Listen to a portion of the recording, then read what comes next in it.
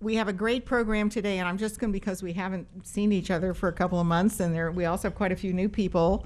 I just want to make sure we all know the sort of the sequence of events at Tiger Bay and how it works. First of all of the board members are wearing, well, I'm afraid to say they're not all wearing them, but all of the board members could be wearing orange name tags. And so when you see someone with an orange Tiger Bay name tag, and if you're a new member, you feel free to approach them. You can ask them anything, and they should be able to answer your questions about Tiger Bay. We're in the middle of our membership drive. We have a lot of information about membership, and as you're probably aware, we are offering corporate and nonprofit memberships this year. The information is available from Donna and is on our website. I'm not going to go through too much of it. So, to start our program, would you join me in the Pledge of Allegiance? I pledge allegiance to the flag of the United States of America and to the republic for which it stands, one nation, under God, indivisible, with liberty and justice for all. Thank you very much.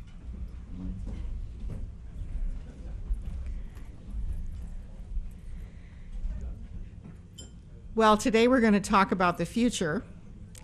And my memory, I just wanted to say, in my memory, the last time that we had Ed Hunzeker here, he had very bad news because his was right in the depth of our economic downturn, and the county was struggling to even think about how to preserve what we have, never mind plan for the future. So I think we're ready for some better news, and that's what we're hoping for today, that we're going to talk about land use, we're going to talk about the growth and expansion of Manatee County, and what we can all look forward to in the next several years, and initiatives that the county is undertaking. I wanted to mention two things. One, the microphone here is for questions. I'm going to ask Ed and John Osborne, county planning official, who's going to speak with him, to keep their remarks to 8 to 10 minutes each. And when their remarks are completed, then we open the floor for questions. Remember, you have to be a member of Tiger Bay to ask questions. If you're here as a member, just walk up to the microphone, introduce yourself. Please ask questions about the topic of the day. I know there's probably people that would love to ask some other stuff, and I'm sure somebody will do it, but we like to stay on topic. So keep your question. This isn't a place to make a speech. It's a place to ask a nice, succinct question, and it can be as tough as you want it to be, but if you can keep it on target, we'd be very grateful. So to get started, I would like to introduce our wonderful county administrator, Ed Hunzeker. And he will get the program rolling.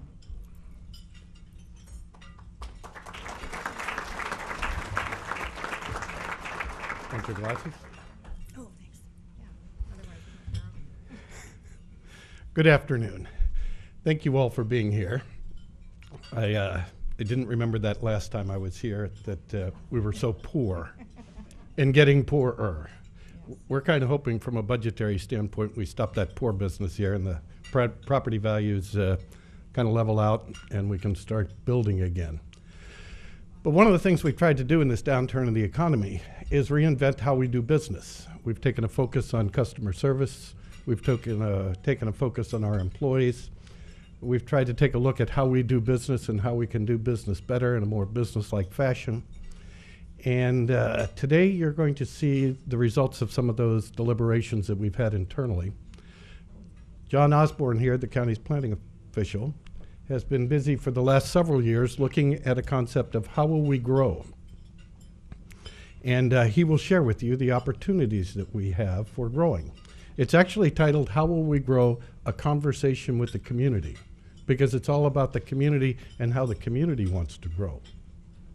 And when he finishes that discussion, and you'll all be quite pleased with the work that he's done, he and his staff, then I'm going to come back and we're going to talk about how do we pay. It's not how do we pay for growth. I'll share that with you right now. It's just how do we pay for government. Who pays for government in Manatee County. And I think you'll find that interesting about who's actually paying for the government, and perhaps have a discussion about who should pay for government.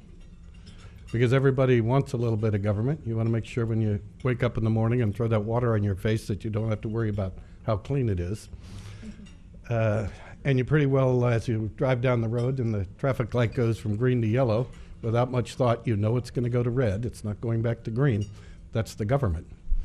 And when you're sitting in your car at a traffic light on a rainy day and you see that water going down the stormwater drain there, you don't worry much about that. You don't care where it goes. You just know we're worried about where it goes, and that's the government. So we're in your life every day in local government, but then you come back to the question, who's paying for all that? And that's my little tease as I introduce John Barnott, the county's planning official, to talk to you about how will we grow. Thank you.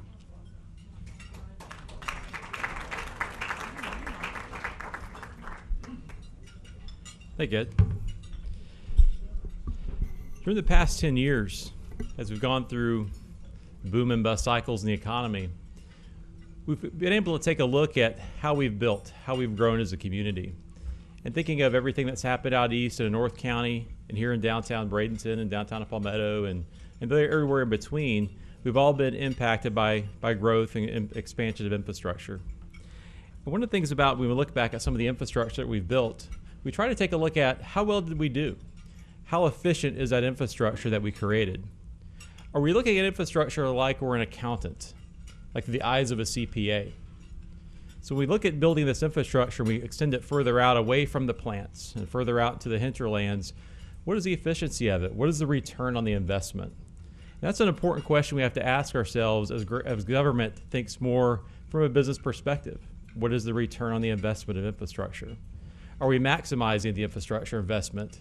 Are we making sure we have plenty of customers per linear foot of that water line and that sewer line and that roadway to pay the bills to maintain it, but also to replace it and resurface that road every decade and rebuild that underground infrastructure 40 or 50 years later? Do we have that kind of money coming in? And part of what we've done here in focusing on this way is look at infrastructure with a different set of glasses and looking and focusing on the return on investment. One of the things also in this, the How We Grow report is online. If you go to mymanatee.org, you can download it. And the report also identifies some very new trends that are happening, because we really wanted to take a sort of a step back and not only look at our infrastructure, but I'll look at the citizens who are using the infrastructure. Who are they? Who are we? Who are we becoming? How is the future changing? And if you read a lot of the periodicals out there, the newspapers, you'll notice there's a lot of articles about change in demographics. My parents were World War II generation. My dad fought in World War II. Most people my age parents were baby boomers, but I was that bonus child. So my parents were World War II. And but my parents are very different, I find, than most of my friends' parents. And I probably treat my kids probably more like my parents treated me. Poor kids. But the demographics are really changing. And we think of the baby boomers this room is probably filled with a lot of baby boomers. I'm a Gen Xer. But as we look at those type of generational differences, what does the future hold for Manatee County? And what are the echo boomers, the kids of the baby boomers, what are they desiring? What are their needs? And when we start looking at this future generation and looking at all the information that's available about the coming generation, we have so much more information about the coming generation than any other generation before. And this new generation that's coming out there, the children of the baby boomers, because they're so plugged in with their smartphones, we know more about their buying habits, their spending habits, their desires, their dreams, but also from a government perspective, what they're starting to demand from us. How are libraries going to be in 10 years? How are roadways going to be in 10 years? It's funny because one of my kids is actually 16 now, and he's looking to get his driver's license. He's all excited. But quite honestly, I find him a little more of an anomaly these days. A lot of his friends, or even his friends that are older, a lot of them don't even have a driver's license yet. When I was 16 years old, you turned 16, you were the DMV in line. But a lot of my friends' kids aren't, or my son's kids' friends aren't really that way. They're wired that way. They rather have a new smartphone than a new car. That's just weird to me, but that's just the way kids are today. But when you think about that and what they're also demanding for parks for us from government, the parks needs are going to be very different, perhaps 10, 15 years. What they desire from us, and I mentioned libraries and roadways. And there's a big trend right now across the country on the baby boomers and the children of baby boomers looking more into rental type housing. Maybe that's a market condition, but also people are buying smaller houses today. That's a national trend. We're also seeing a lot of trends towards the desirability of more mixed use type development. And me as a city planner, it's like, oh, you're just a planner. All planners say that. They've been saying that for 15 years. But you're really starting to see a lot of market realities based upon that in the larger metropolitan areas. And last in 2012, there were over 260,000 apartment buildings under construction in the United States, unprecedented in decades past. Before it was all single family development. So we're seeing a desirability too from the coming generations for a product, a housing product, that's very different than what we've ever provided before perhaps. But also desirability for a lifestyle that's more walkable, where things are closer by. And some of the analysis we have in the report is the way we built things during the boom years. For example, I'm not knocking Parrish, so there's people here from Parrish. You know, I'd like to live in Parrish. Parrish is a great place. But how we designed and build things in Parrish is very different than perhaps how we built things 50 years ago. Where in Parrish, you have to drive many, many miles to go to work, and many, many miles to go to Home Depot, and many, many miles to go take your kids somewhere. Where we actually separated land uses, not by feet or by blocks, but by miles. And that is a practice where the new generations coming about probably aren't in the market for, or they desire, perhaps. We also looked at, in the growth report, we looked at modeling growth in a few different ways. We looked at continuing where we've gone today, how with our current growth plans, current zoning type, what that would do to our infrastructure. We also did a different alternative. We took that future population projection, but also focus more people in town. What would that do to Southwest County if 60% of our future population were focused in town? And why we did that is because there's a lot of available capacity in the already built environment of town from an infrastructure perspective. When you have a grid roadway system and gridded utilities, if you ever do any mathematical computer modeling and growth, I'm talking planner geek world stuff here now, but when you do this kind of modeling work, those areas can absorb a tremendous amount of people. With the infrastructure that is already in place, with schools that are already built and have capacity. So we're trying to do a better job and taking a look at, what's available today. There's nothing wrong with building new growth where it's going, but how do we do it more effectively? But also, more importantly, when we look at why we're doing it, we look at our own internal zoning regulations, and that's what our zoning regulations say to do. You can certainly do the attractive stuff, but it's not as obvious in our zoning regulations as building the same old we've done before. We also did a third alternative study and focusing on the port area, Lakewood Ranch, and an area of Parrish, and a smaller area of Southwest County in an activity center concept, trying to focus more growth and allow more consolidated and dense growth in areas where we as a local government can respond better to more concentrated growth by providing the services. Whenever a new subdivision goes up in Parrish, we get phone calls for, hey, when's the library coming here, and when's the school being built next door, and when's this coming, and where's my employer, and where's this and where's that. But there's a lot of areas, if we had a better focus and more consolidated services and more consolidated folks coming to a specific area, we could do a better job at providing and planning for services. So the report, the How Will We Grow report, the conversation with the community, the first report really ended up being more of an audit for ourselves. We found out a lot about ourselves, of how we've done things, how we've approved things. Not all bad, not all good either, but certainly a lot of opportunity for better coordination with the development community, making smarter infrastructure decisions, providing higher levels of efficiency, and doing a better job of getting that return on that investment. Really focusing on that for our community, for our taxpayers and fee payers. That we make sure that we also, when I mentioned the old zoning codes, there's some areas that we probably should look at taking the handcuffs off, letting the market do a better job at being the market and responding to the coming needs and desires of the next generation, and letting our community grow and be more attractive, and be one of those communities that's really, like you read about in Kiplinger's and U.S. News & World Report, being a best place. How do we rank in those best places? Occasionally we rank in some kind of best place, but we're not one of the top 100 best places to live. We were at one time. We were best places to retire. That's good. That might be good for some people, might be bad for your economic development people for that kind of news, and attracting younger people here. But we need to do a better job at figuring out, how do we become a best place? How do we show up on those radars? So when Bob Bartz and the EDC folks go out and talk about our community, that when those widget makers of the world and their spouses look at our community and look what's talked about our community in the publications, that we rank, and we are one of those best places, and we are planning for the future, and we are planning for positive economic growth and efficient infrastructure that meets the needs of the coming generations and the needs of the community today. Judy? Yes. That's all I have for you. All right. It's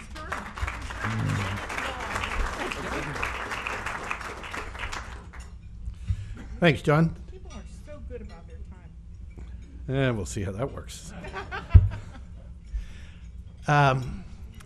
In the way of sound bites, the concept that you might take away from this is why not build up rather than out?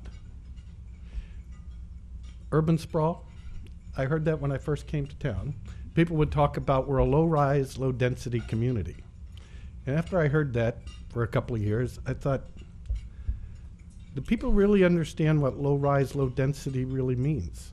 It might sound good, but you think through that. From a planning perspective, it actually means you're into urban sprawl. You're into paving over the green space. You're into very expensive infrastructure. You're not in favor of mass transit. You're not much on economic development and being business friendly, because for the most part, you're talking about a sea of subdivisions. And the thing we try and think about with these three alternatives John just described is, let's have a conversation with the community about, if nothing else, balance. Those that want to live in a quarter-acre lot that they get to mow every Saturday, and get in the car for anything that they possibly need, you got to get in a car, versus the younger generations that are going to be looking for more of an urban lifestyle. My wife and I have 3 sons, educated them here in Florida, and they all left town to get a job. What are we doing to help keep our children here? As many have heard me say, it's not that I miss the 3 boys, but I miss the 5 grandkids. What are we doing? How do we create a balance to attract the younger generation to our community and appeal to the things that they want and not impose upon them the things that we grew up liking? Subdivision, cul-de-sac. Not that it's bad, but that's what we grew up with. It doesn't appear that that's what they want.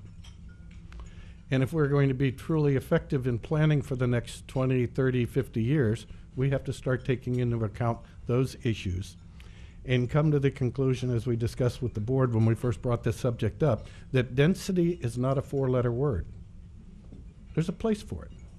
Maybe not in your backyard, but there is a place for it. And we should think it through as to where and how and when you want to do that. All right, enough of John's speech. Let me talk about how will we pay. Because this is really just a discussion of who's been paying for this government and perhaps who should pay for this government. We have over 60% of the cost of this government borne by people who own property. Right, wrong, or indifferent, that's the way it works out. So we looked at this concept and said, well, wait a minute. If that's our major revenue stream, think of your retirement funds. Would you take all of your retirement funds and put them in one stock?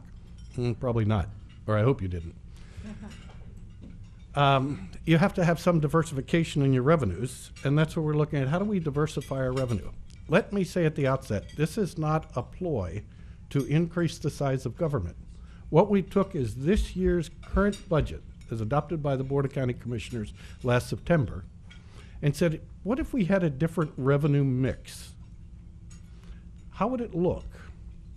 First of all, it would look remarkably like the cities in this county and cities and counties across the state. We're kind of unique, whether we did it intentionally or unintentionally, by putting the burden of government on the backs of property taxpayers. And I've been in this business a while, and I understand the fact that across the country, all local governments, cities and counties, do about the same thing. And it costs about the same throughout the country. We have libraries, we have parks, we've got policemen, we got ambulances. We do about the same thing. The question is, who pays for it? Who should pay for it? And then you get around to change, and every time you talk about change, people start getting a little squeamish about that. Well, it's worked for the last 50 years, why change it? Well, periodically you have to take a look at where you are and what you do and think it through. Is this the right thing to do in light of where we are today? And you might can come to the conclusion that, well, yeah, this is fine. We'll just keep this going. But if you never have the conversation, you'll never get comfortable with it.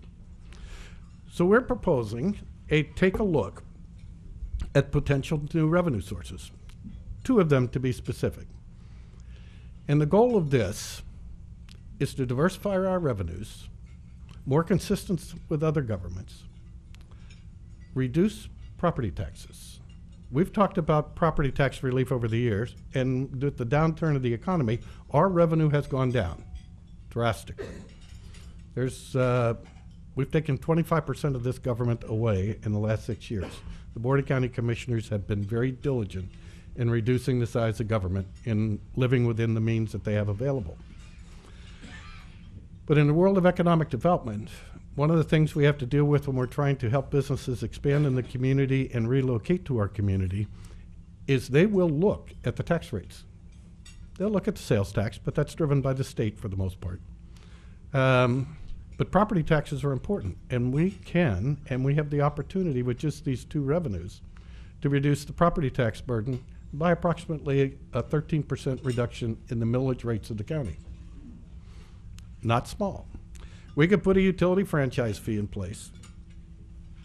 It would generate a roughly $15 million, and we would have a like-type reduction in the property tax revenue, which equates to the millage, of that 13%, which is about 0.9 mils out of the 6 mils currently levied. Mils and change. You get 4 points to the right of the decimal point, and I won't go into that level of detail. But that is one of the goals, is to see how would we do that. And the utilities franchise fee would go on your electric bill, your gas bill, and you pay a little bit every month. And everybody pays because there's a much broader base of payers because everybody's got an electric bill. Well, not everybody has gas. But everybody pays a little, and you have much broader pay. If everybody pays a little, nobody has to pay a lot, is my thought. And let's spread that burden of government across. There's an awful lot of people in this community that pay no property taxes. They call the ambulance. They'll go to the parks. They'll show up at the libraries, but they pay nothing. They might not be real happy with this proposal. But the way we have this structured is the property tax relief that you get will more than offset the loss or the amount of money that you would pay in a utility franchise fee. The other fee is a stormwater fee. And every one of the cities in this county, and most cities across the state, and most of the urbanized counties have a stormwater fee because of the federal and state regulations on treating water before it gets to the rivers and bays and the oceans. And so we have to treat it. We, in this government for years, have paid for our stormwater program by people who create garbage. Do people that create garbage create stormwater? I don't think so. But that's the way we've always done it. So why change? Well, let's take a look at that. We can put a stormwater fee in place, reduce the garbage fee. The net is the difference, but now we have a stormwater dedicated fee to manage the stormwater program in the county. Now, the stormwater fee is just for the maintenance. We'll have people, as we go through this, we'll talk about, I'm a developer, I built my development, and the current regulations require me to treat my stormwater on site. The answer is yes. You treat that which you create on site, but then it rolls downstream till it eventually goes somewhere. It's that downstream portion that we're maintaining. How does the water eventually get to the bay, to the Gulf? So as the maintenance of that program. So this stormwater fee would go into play, and this wouldn't have actually take place until probably 2015 fiscal year, because we have to do a study. And in the study, since it's not a very, well, it's a complex study, but it's been done over and over again by a number of firms across the state because almost every government's got a stormwater program.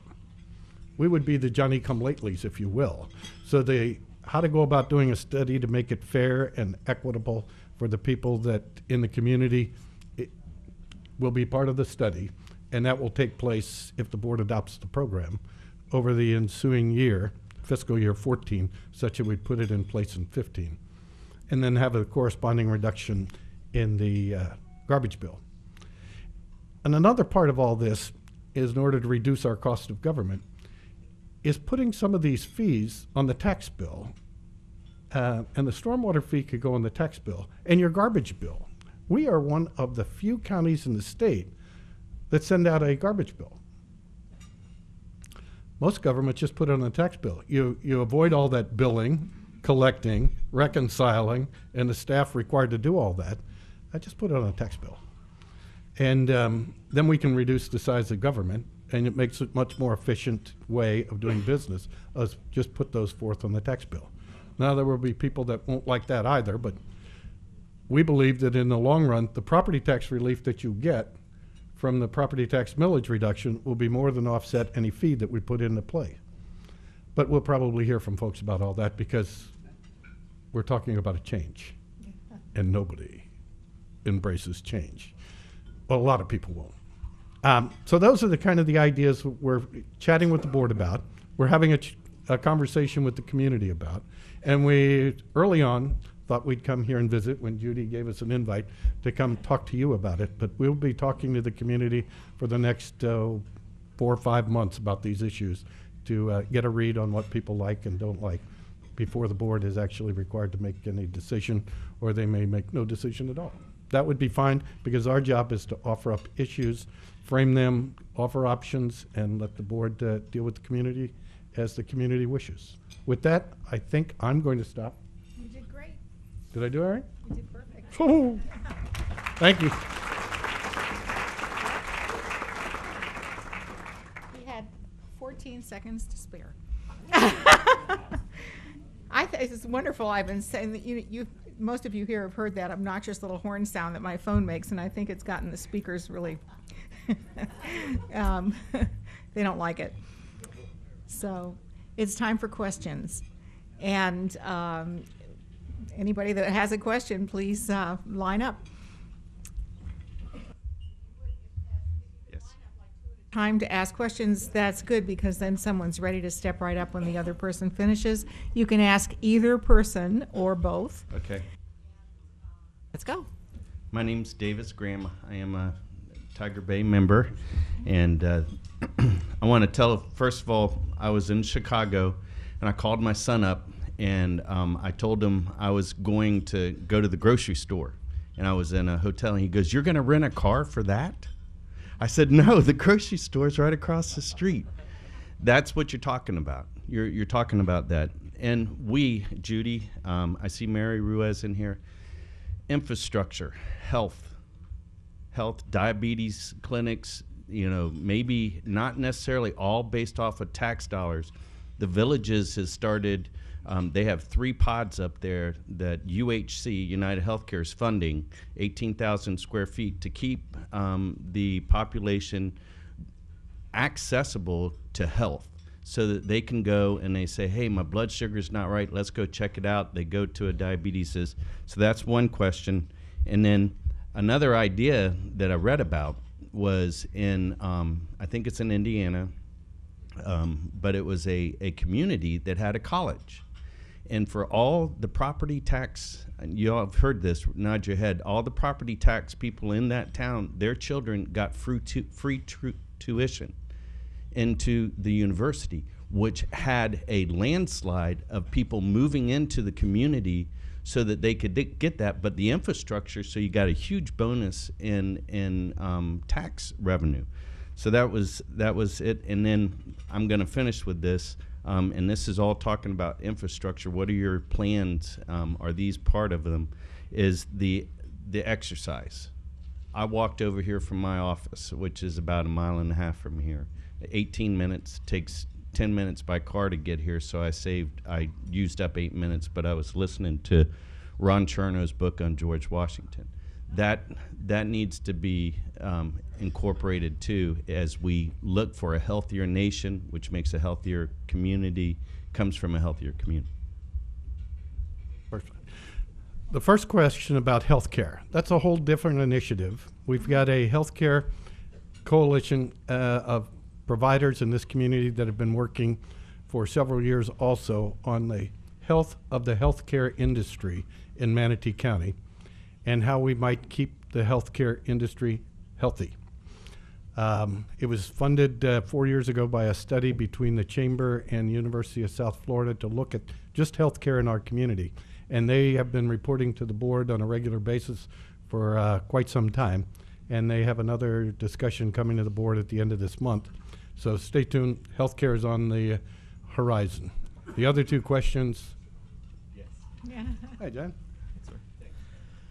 As far as the infrastructure goes, there's a lot of opportunity for us to continue our efforts on providing the infrastructure that makes for a healthier community, a healthier place. We've had plans for and standard cross sections for sidewalks in communities, for bike lanes in communities. And I tell you here, we really take that for granted. When after college, I graduated from USF and I moved to Charlotte, North Carolina, and I worked for an engineering firm. And I lived in Charlotte for quite a while. And in those places, my territory for where I worked was the southeastern United States, and I was in Georgia a lot. And so many communities, even around Charlotte, a very major metropolitan area, don't have sidewalks and they don't have bike lanes. And my family that lived up there would drive into a town or a school because they had left their high school track open at night for people even just to come walk. So we're very far ahead of the curve here in Manatee County compared to many other places. But we also then we compare ourselves to some places in the Minnesota, and where they have the pearl necklace of parks and things like that, and making sure that the parks are really designed for the needs of the current citizens, but also planning for the future. We also have according to the National Association of Realtors, one of the first things that new home buyers look for in coming to an area is the quality of their trails, their bike paths, their walking trails. Before even schools, they look at those kinds of things. So we are in a very unique time to make the right plans, put the right plans in place. We have a Greenways master plan in Manatee County that was approved back in 2001, 2002. We've built sort of some of the hub areas, Robinson Preserve and things like that, but we still have much more work to do to provide those biking and walking opportunities and to help them connect to other places, to other businesses and to other major sort of activity centers, so you can make a commute by bike or by walking, have a recreational time, or use it for traveling to work. One of the first surveys done by the Pinellas Trail in Pinellas County after it opened, that they had almost 7% of the users using it to commute to work. In the first year, before the first segment was built from Seminole to downtown Clearwater. And I rode it to work when I worked up there. It was fantastic. But I hope I answered your question as far as the infrastructure and some of the plans we have. And it certainly takes a community commitment to continue those types of infrastructure plans. No. We've made a note. I'm Dick Conard. I'm a member. Thank you for your very informative comments. I'm wondering what's being studied or what initiatives are being put in place to study what needs to potentially be privatized in government, because as I look at public-private initiatives, many times the efficiency and the cost of them would be better to privatize. That is a good question, but we have been looking at it in the last, in a lot of communities, the government picks up the garbage. We contract all of that. We used to own, well, we still do. We own 2 golf courses, but we privatize the operations of the golf courses. We've privatized, for the most part, the operations of the tennis complex at G.T. Bray Park. So we're constantly looking for opportunities to privatize, and when they surface, we take advantage of them. If we think the return on the investment to the taxpayers who paid for the asset is worth the, is going to be such that it's a beneficial transfer.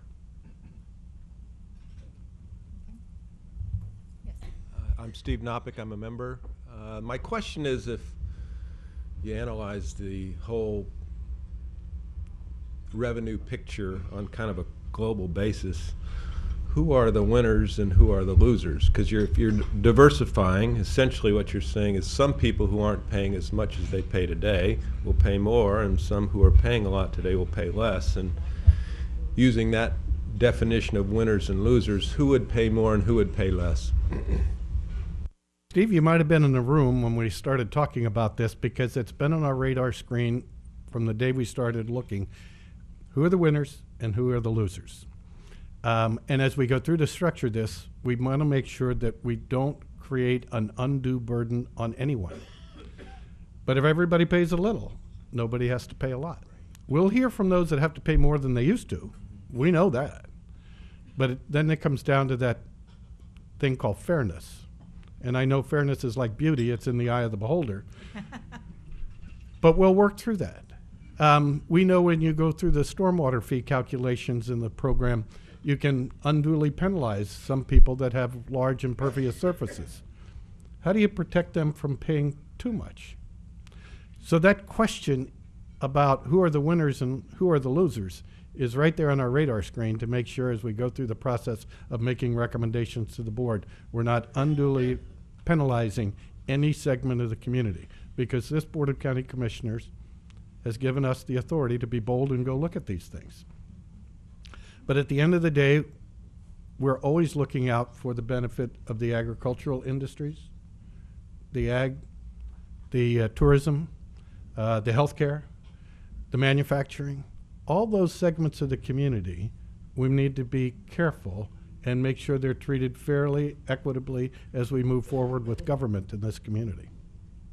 Thank you. Marla Huff with Huff Engineering, and I'm a Tiger Bay member. My comment is regarding the how we grow. Back in 1989, when we did the comp plan amendment changes in Manatee County, there were some unintended consequences, and some property owners were negatively affected.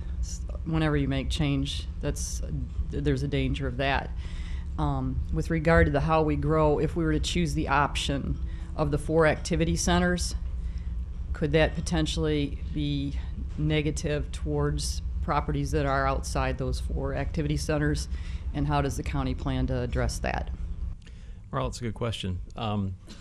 With the 4 activity centers, we basically be looking at consolidating more growth and more density in those areas.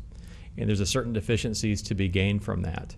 And there's a lot of properties out there in those areas already that already have land development entitlements. They might not have come out of the ground much yet. But when I say entitlements, they've already have approvals from the county and reservations in for some of our water, sewer treatment capacity, roadway capacity. They certainly have a laundry list of things to do. We'd also like to talk to some of those developers again, because many of those development approvals were for very low density that would be very expensive for us to serve in the future.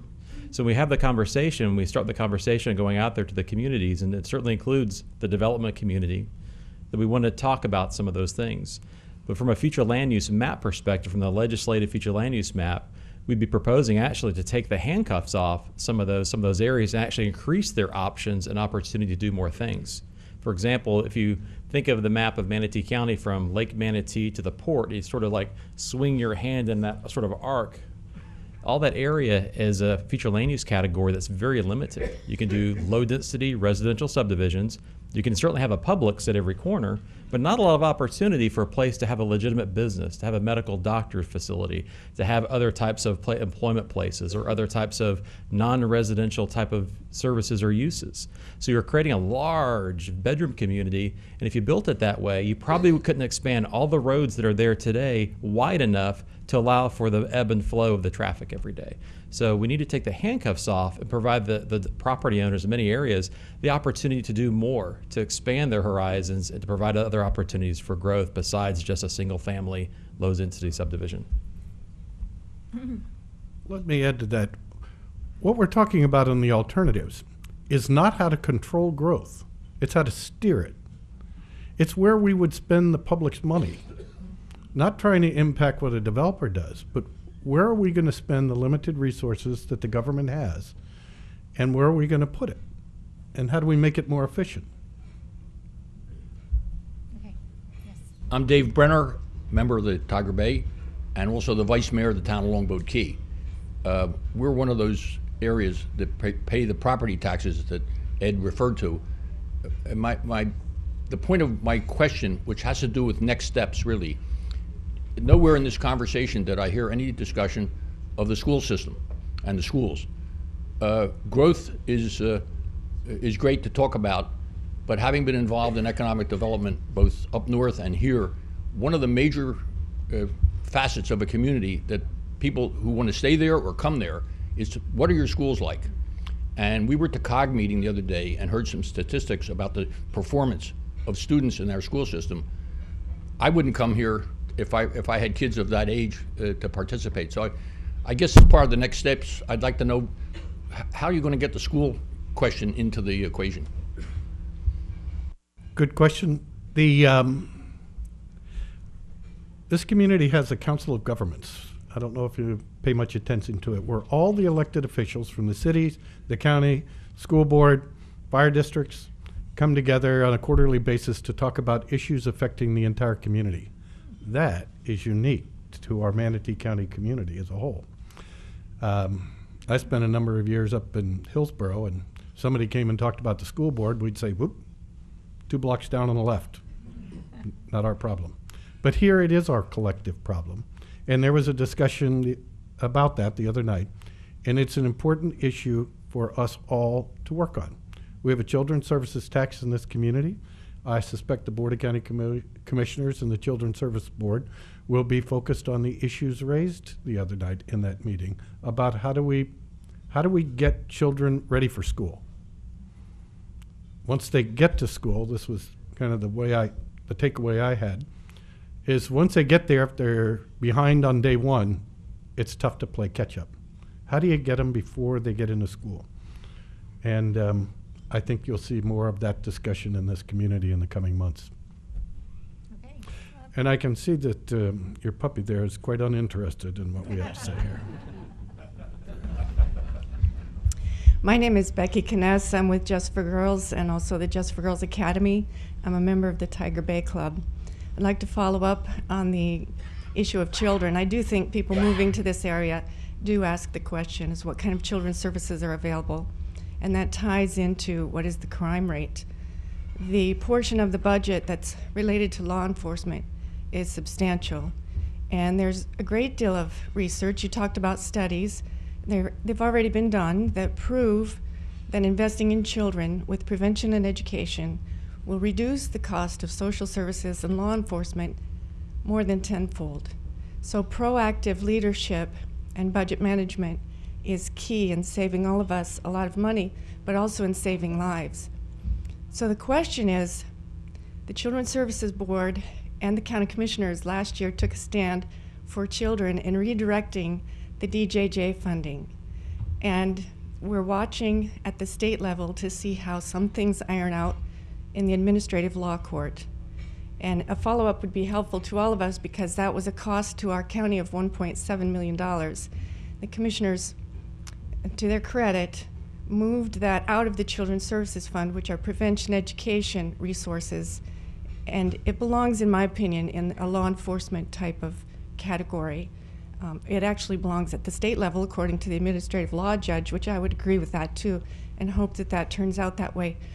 But this question is twofold. One is investing in children, updating on the DJJ issue, and preserving our children's services funding for what it was intended when the voters approved it.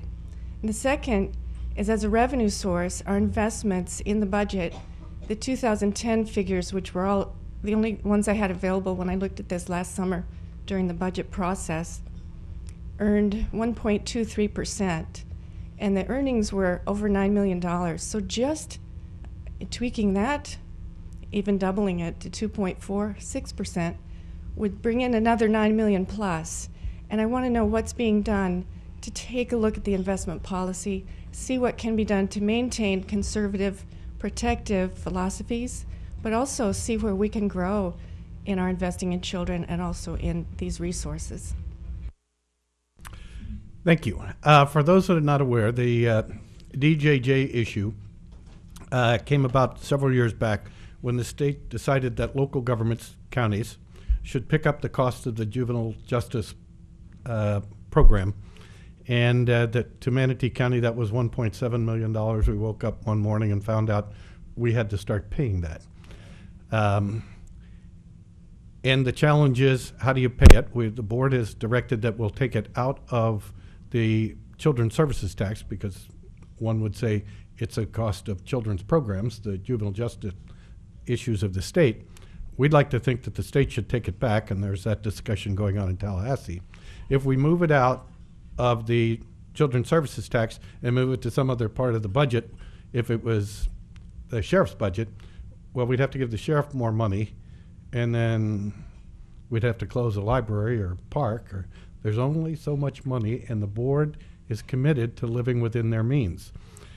For the last 6 years, the Board of County Commissioners had the opportunity to raise millage rates and not legally have to say it's a tax increase. The statutes say if your value of your property goes down and your revenues go down along with it, you can increase your millage rate to bring in the same amount of money as the prior year, and you don't have to call that a tax increase. And a lot of governments have done that, not your Board of County Commissioners. Property values go down, our revenues go down, we've shrunk the government. And so it's a question of that old adage, don't tax me, don't tax thee, go tax the fellow behind the tree. Who's going to pay for that 1.7? If it doesn't come out of this pot, it's got to come out of that pot. What do you cut? And that's the ongoing discussion we have in the government, and we're trying to work with the state to solve the DJJ problem and devote more money to children's programs in the county. Did you want to answer the investment question? Oh, the investment. The Board of County Commissioners and the county administrator have nothing to do with how the money's invested. That is, in our form of government, belongs to a constitutional officer called the Clerk of the Circuit Court, and he invests the money in accordance with what the state statute says he can invest in. He can't go getting involved in wild stock markets and penny stocks, and he wouldn't be the clerk as long as he's been the clerk. If he'd have gone off. I know you'd like to earn more, but we're dealing with your money. He's dealing with your money. You can be as creative as you want with your own money when you're out investing. But when we're dealing with the public's money, we follow the state statutes on how to invest that money to make sure that we don't lose that money. It'd be nice to get a higher return, but that's market interest rates today in those securities that we're allowed to invest in. Mostly those are all AAA rated securities that there's little discretion. That's good. Hi, I'm Dave Bassett, and I am a member. Your idea of building up instead of out is very intriguing and to me exciting. You talk about building where the infrastructure is. One of the concerns I have is the road infrastructure. That while when you build up, people aren't going to use their cars as much, they're still going to use their cars. And I've been a resident of Manatee County since 1954. And basically, with a few exceptions, west of the Braden River, we're on the same roads we were in the late 50s. While I'm a big fan of Manatee County, but our neighbor to the south has expanded their road structure quite dramatically.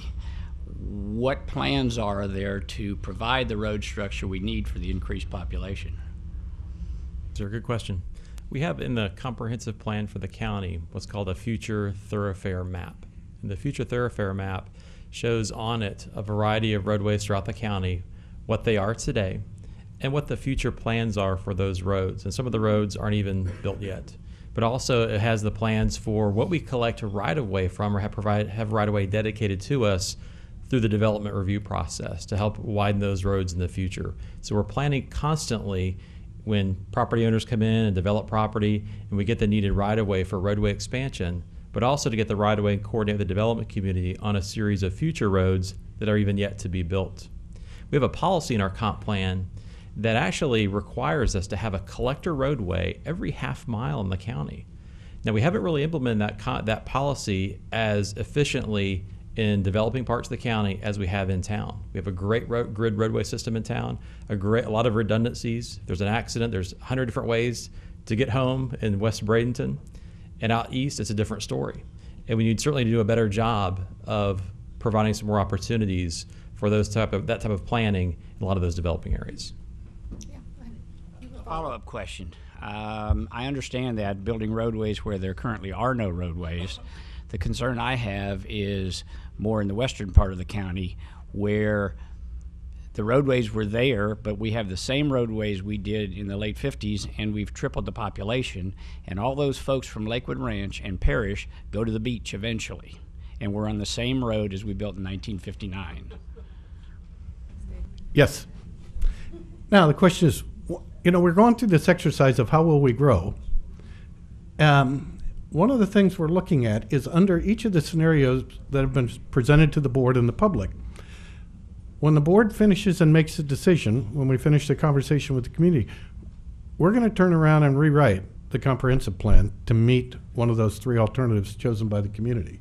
We'll rewrite the land development code. We'll rewrite our impact fee ordinances, and we will be prepared to implement.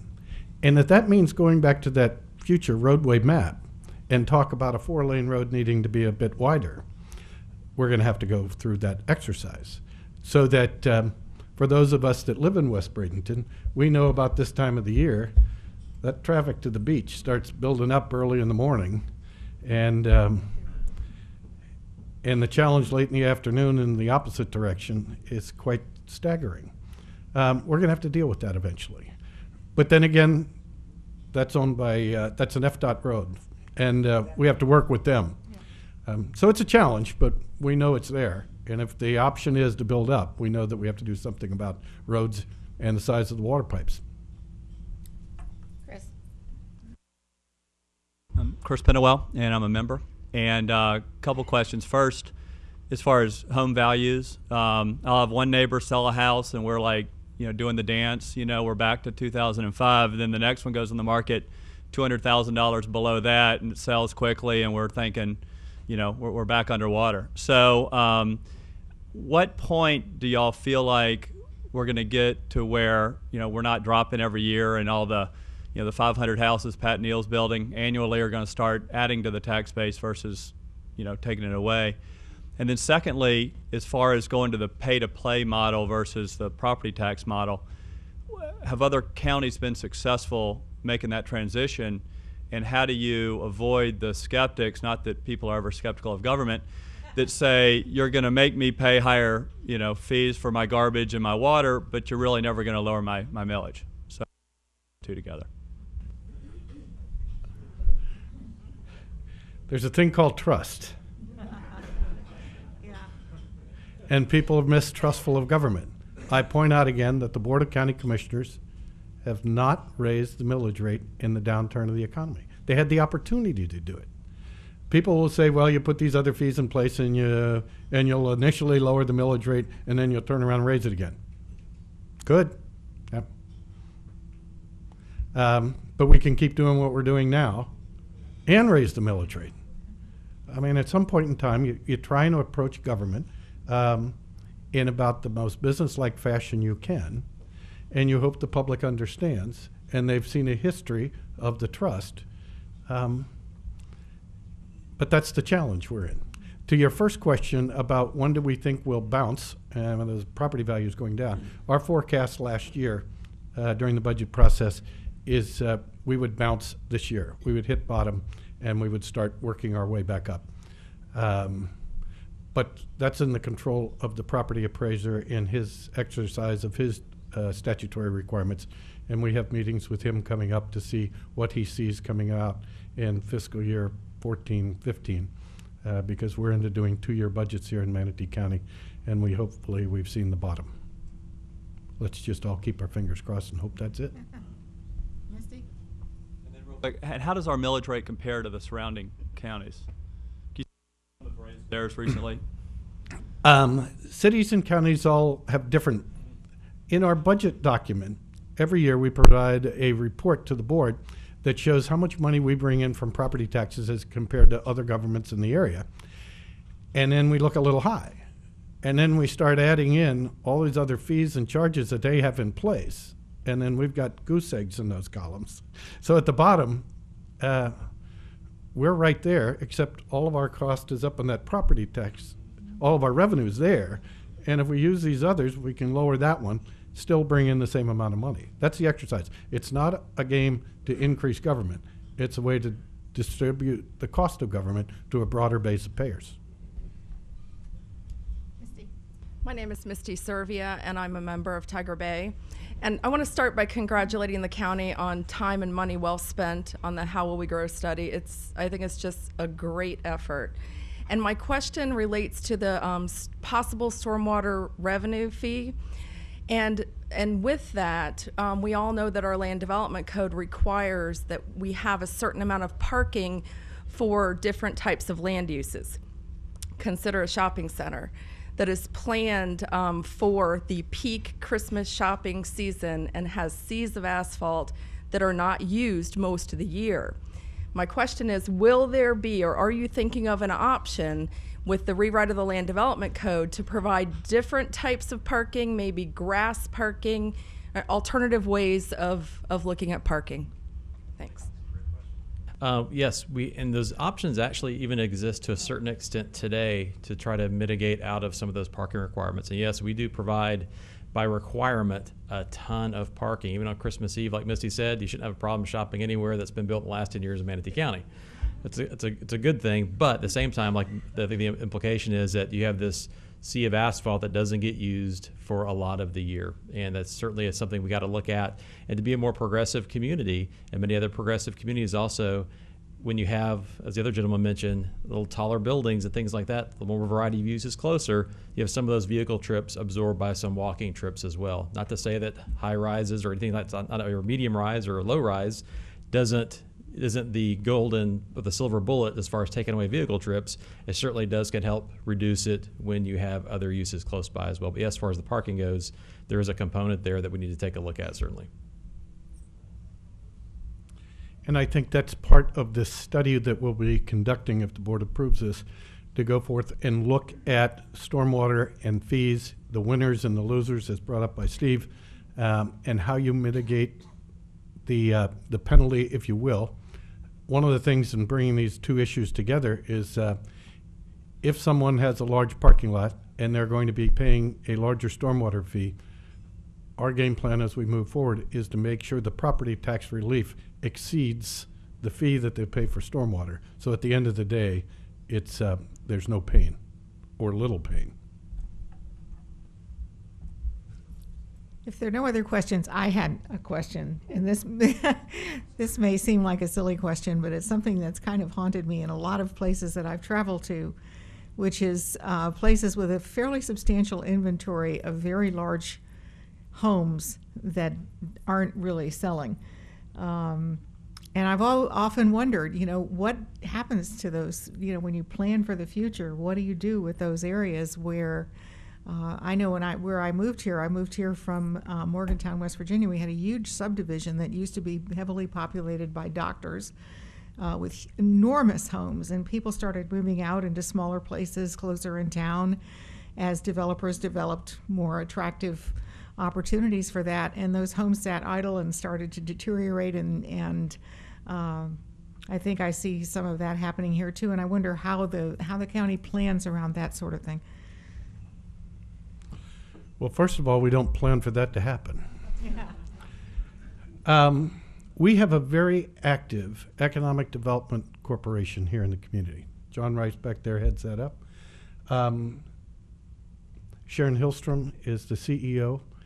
They work very closely with the county government, and the Board of County Commissioners has put forth dollars for incentives. But more importantly than the incentives that we provide, because they are nominal, it's the speed that we help a new company get up and running. And that is the most beneficial part of what we do in the economic development arena of bringing companies in. Because we bring in operations like Feld. If you haven't seen what that's all about, it's a staggering operation across the river. We have operations coming in at the port. So the idea is to bring businesses in that create jobs that fill those houses. If people want them. But we just heard from well, John that people aren't looking there anymore. That would be the younger part. Mm-hmm. The CEOs of these companies are more baby boomers. They'll fill those houses up. And we continue the effort of recruiting businesses, recruiting people that bring jobs to this community, quality jobs. Not all jobs are created equal. It's the quality jobs. And the jobs that we incentivize are those businesses that bring jobs that pay over 115% of the average wage in this county. They come with benefits, and those are the type, and you have to create the job before you get the incentive. That's the Board of County Commissioners incentive package. We just don't, if you read in the paper about other communities across the country that write the big check before you ever show up, that doesn't happen here. But more importantly than the economic incentive package that we provide is the speed that John Osborne and the planning and development staff, the building and development services, and the whole team across all the departments of county government that go to work. When a company comes to town or is thinking of coming to town, we have a meeting with them. And there might be 24 people in the room because every issue they have, we're going to address, and we're going to address it quickly. Water, sewer, parks, libraries, everything. Thank you. Okay.